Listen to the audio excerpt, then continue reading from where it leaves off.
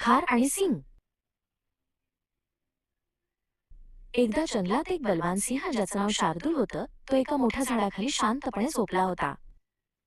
तेवढ्यात एक छोटी चपळ खार, तिचं नाव चमकी, तिकडे आली. तिला खेळायची खूप इच्छा झाली होती. तिने मस्ती करत थेट शार्दूलच्या मानेवर उड्या मारणे सुरू केले. ती वर खाली इकडे तिकडे धावत होती. शार्दूल रागाने खडबडून जागा झाला आणि मोठ्या आवाजात म्हणाला, "कोण आहे रे हे? मी तुला आता खाऊन टाकतो." चमकी घाबरली आणि पटकन खाली उतरून म्हणाली, "माफ कर ना राजा, माझी चूक झाली. पण मी वचन देते, कधीतरी मी नक्कीच तुझी मदत करीन."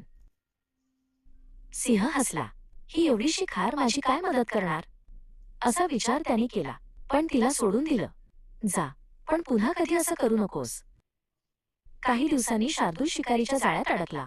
जाळं मजबूत होतं आणि तो कितीही प्रयत्न केला तरी त्यातून बाहेर पडू शकत नव्हता.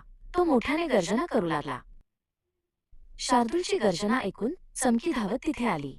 तिने पाहिलं की तिचा राजा संकटात आहे.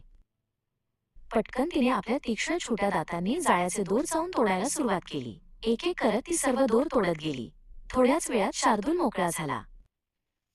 शार्दूल कृतज्ञतेने म्हणाला, "लहान का असेना, पण मदत मोठी होती.